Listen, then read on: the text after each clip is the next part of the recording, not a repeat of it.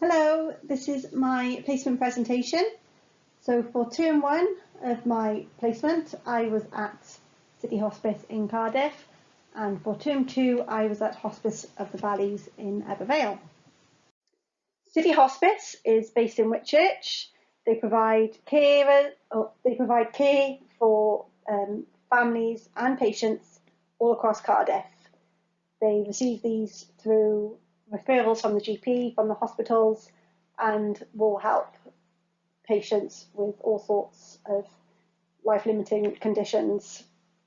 They don't just help the patients with these conditions, they also help support the families in whatever way they can. So a little bit of history about City Hospice. It was established in 1984 with the vision to provide community palliative care to the people of Cardiff. The original name given to City Hospice was the George Thomas Hospice Care. It has continuous support from local businesses, groups and individuals who provide funding and support for the hospice. So City Hospice's ethos is to provide care for those that need it within their own homes, but still maintaining that high quality hospital care standard. They allows the patients to live their final days or weeks in the comfort of their own homes with their family around them. So the services that City Hospice provide, again, these aren't just for the patients, but they are also for the carers and families of that patient. They will also provide these services, or a majority of these services, to the families once the patient has passed. So they will do bereavement counselling and other forms of counselling. Complementary therapies are also provided not just to the patients of City Hospice, but to also the families and the carers that need it, just to have that extra time to themselves and have that much needed break. So my time at City Hospice, my roles and responsibilities at City Hospice were quite varied. It was probably, as you would imagine, being in a work environment. My work ethic, because I love working with the therapies, so my confidence in these therapies was already at a good level, but I lacked in confidence in myself when it came to dealing with people on a professional level. It's very much different from having that relaxed environment when you're treating people in your own home or in the safe environment of the university campus. So going out into a work environment where you're dealing with really vulnerable and poorly people is quite a pressure to have on your shoulders. But I think I handled it with professionalism, and I ensured that my clients had the best possible treatment. But mainly my roles and responsibilities were greeting the patients, filling in consultation forms, which are things that we're all relatively familiar with, or should be after our 3-year degree. Organising paperwork, this I felt was a real important part of my experience at City Hospice. I've always tried to be organised with paperwork, but sometimes I slack a little bit. But working at City Hospice in managing some sensitive documentations with clients' contact numbers and their conditions and treatment plans, I was very conscious about ensuring that my paperwork was well organised, and not just in a chronological order, but also my handwriting. I believe that one of the lectures that we had off duly with paperwork, with our run-up to starting placement, it stuck in my mind of my handwriting needing to be perfect, or not perfect, legible, so other therapists or medical professionals could read my notes, and reading other people's notes that have treated patients before me, it made very, very clear why it is so important to have clear handwriting when you're taking patients' notes. So yeah, taking consultation forms. I got to attend MDT meetings. These were weekly. They were split into two because they treat so many people. They would have the north side of Cardiff meet in one room and the south side of Cardiff meet in another room.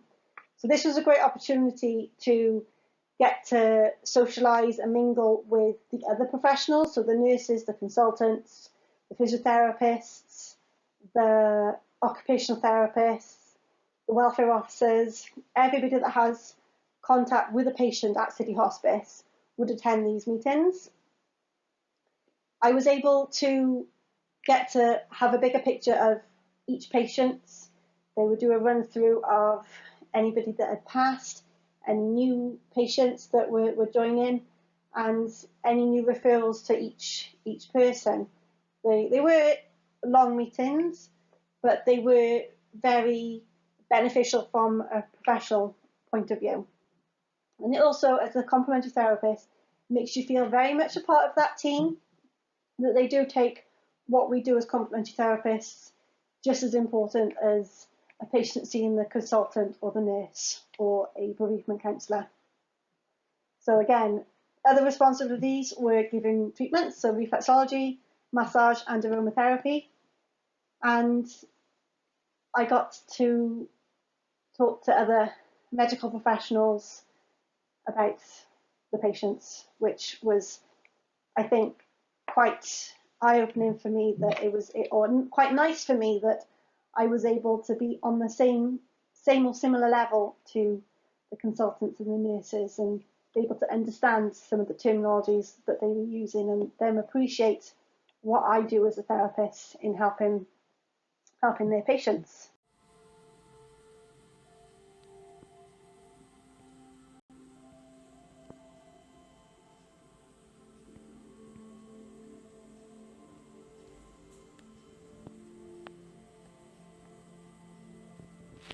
So my treatment room at City Hospice was spacious, it was appropriate for its purpose, it was a very tranquil place and atmospheric, and everybody that walked past my treatment room, whether it be patients or counsellors, a few times counsellors would pop their heads in as they were taking their patient into the next room, just to get that moment of peace and tranquil.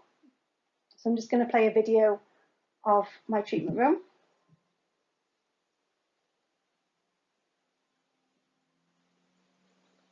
So on the wall they have a projector, which is a little box that projects up to the wall.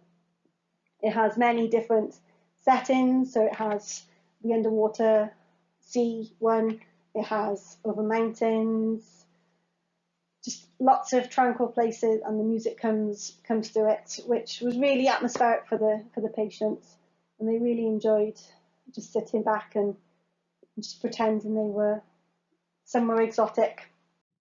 So moving on, Hospice of the Valleys.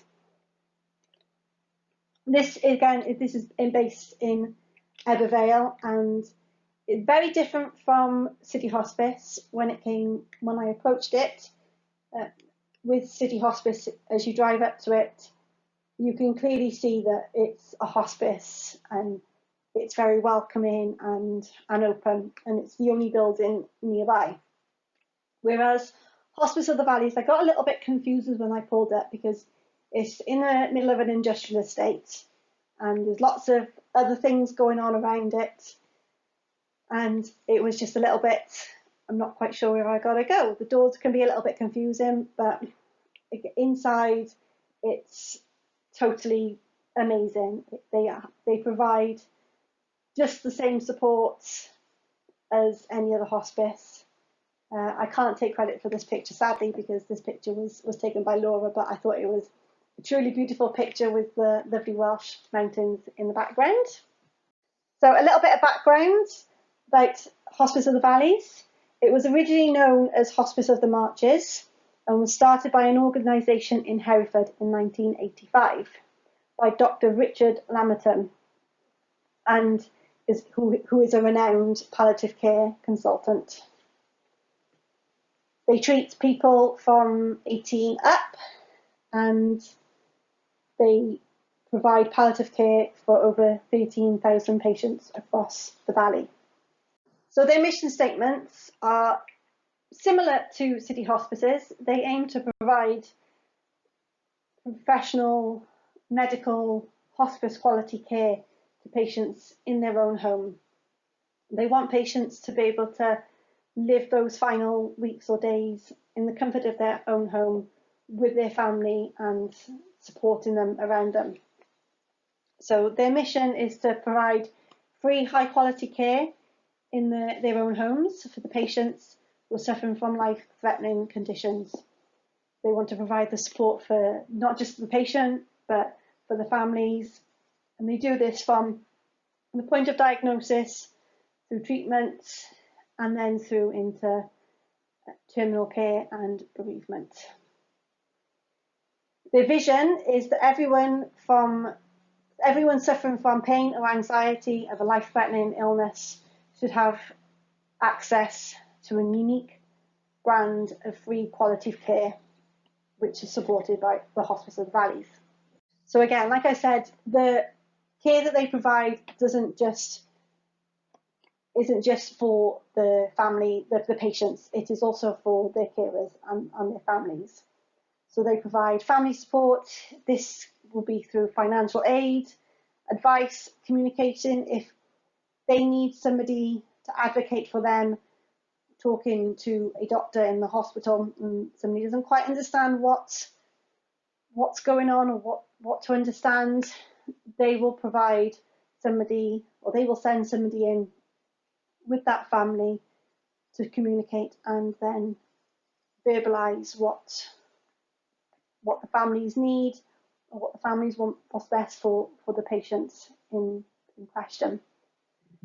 So the hospice at home, this they provide for carers in crisis. So for example, if something happens to a carer, if they have a family emergency or they can no longer care for that person, Hospice of the Valleys will send in a team and they will ensure that the patient is well looked after. They provide end-of-life care and patients with uncontrolled symptoms, so they help those symptoms become a little bit more manageable. And they also help with that rapid discharge from hospital. So if somebody is required to stay in hospital, but they need to be home, because obviously hospital beds can be quite limited at times. So by the Hospice of the Valleys jumping in, they're able to still provide that hospital care, but in the comfort of the patient's home.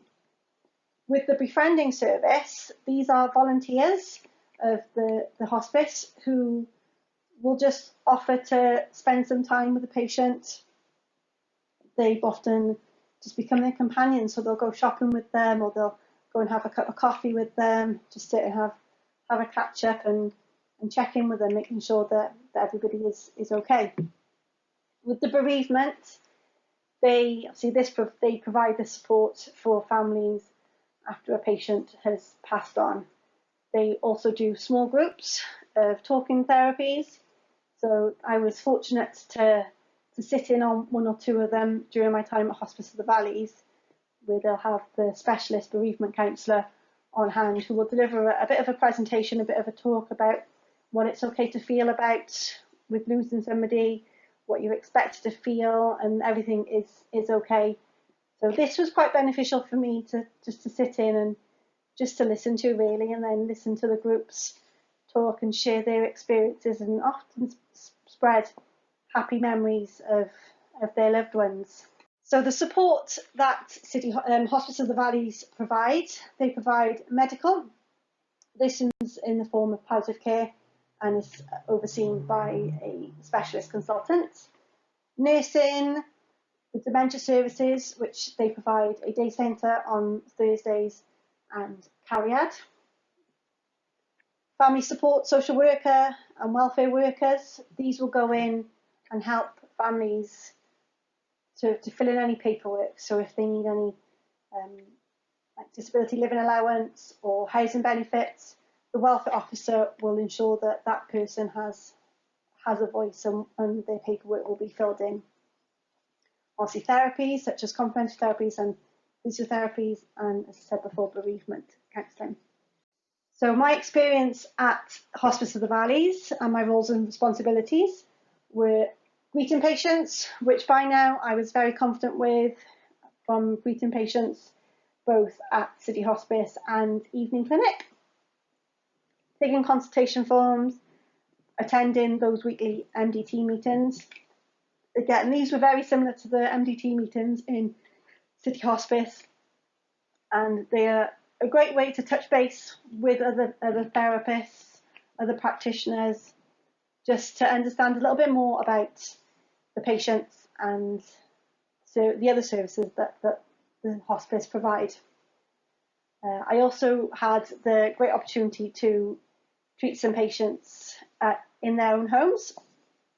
This was a wonderful experience, not only because it was like them welcoming me into their home, but being from the valleys, kind of, as myself, they were very warming, very much like my grandparents. So like walking into my grandparents' house and treating them, it was very humbling to be welcomed in and to be able to give those patients that probably can't always make it into day centre or can't always make it into the hospice, but they can still provide our wonderful therapies to the patients that they see.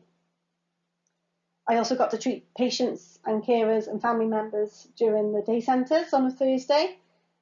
Treating patients on a day centre day was very difficult because the day centre staff are very lively, very energetic, and each Thursday was like one big party. They always had tea, coffee, biscuits, the odd little tea party where they would have cake and all sorts of goodies. So the patients were pretty reluctant to come into the treatment room, but this was a great opportunity to get to treat those carers and those family members that maybe are feeling a little bit tired or overwhelmed by everything, particularly because Thursday day centre patients are cardiac patients. So these are dementia patients, various stages of dementia, but they all very much energetic and lively bunch. But you can see that the patients, carers and family members really benefited from that half-hour session, sometimes an hour session, depends on how relaxed they were. They really benefited from it to just have that time to themselves. I also got to socialise with the day centre patients. This was a wonderful thing to do, as again, they make you feel very much like part of the family. So if you do choose City Hospice, make sure you go with your singing voice, because they will have you singing a bit of Tom Jones, but they're very, very welcoming. So the above slides, or the above pictures, are the rooms that were on offer to me at Hospice of the Valleys. The previous picture was the room that I worked out of majority of the time. The middle picture that you can see is the day centre. So this is where they have the coffees, the small group meetings. They do parties there over different celebration of Christmas. The picture on your right is one of the other treatment rooms. It's a larger room. It's got a little bit more space. This was a good room to use when needing to move furniture around, which from my experience at City Hospice, whereas I got to use the chair, which clients really, they were able to relax in and mould into the chair and have that support that they needed. So a patient that I treated who had PSP, which is progressive supranuclear palsy, which is a rare progressive condition that causes problems with balance, vision, speech and swallowing. And it's caused by an increasing number of brain cells becoming damaged. she benefited from me having a bit of a furniture removal. The first week I treated her, we had her lying on the massage couch, and she seemed a little bit uncomfortable. She can't quite hold herself up. Her muscles are very weak, but she seemed uncomfortable. She didn't seem to relax into the treatment as much as I would have liked to. So from chasing back into working at City Hospice, where many of the patients loved sitting in the chair, and that was the primary use of equipment that I used at City Hospice, was the recliner chair. Upon scouting around the day centre room, I noticed that they had one of these chairs. So with the space that I had at Hospice of the Valleys, I was able to move the chair into the space to allow my patients to have a more relaxed treatment. I was able to put more supports with pillows and towels around her, and it was really rewarding part of my job to see the difference in how she was from week one treating her, feeling very stiff and not being able to relax into the treatment, to then week two and until I finished, being able to relax into that nice recliner with her blankets. She did really benefit from her treatments, and she was very much appreciative for every treatment that she received. So having that space to move the furniture around was really valuable for me as a therapist, having different rooms that I could have access to for different patients. So comparing both placements, they both provide a high quality of care for patients in palliative care. But City Hospice, I think, taught me a little bit more about myself and the confidence in myself to be able to deliver these treatments that we do in a professional manner. City Hospice, I was able to have a bit of a free reign of calling patients. So if a patient had cancelled or needs to rebook, or I had a bit of a gap in the day because somebody had cancelled, I was able to phone and contact those patients. Whereas majority of the time at Hospice of the Valleys, Alana was very well organised and would make sure that everything was booked in for me. There was the odd time where patients couldn't come or they would cancel for whatever reason. So sometimes getting people to book in last minute was a little bit of a challenge, although I think if I could have offered them to go into their own homes, they probably would have benefited from that. But with Alana also providing treatments, it wasn't always viable for me to go and treat people because I needed Alana with me. So I think a lot of patients would benefit more from having the mobile facility, and I think Alana does do a lot of home visits, but at the minute I don't think City Hospice offer any home visits to their patients, but it could potentially be something that they might want to look into in the future.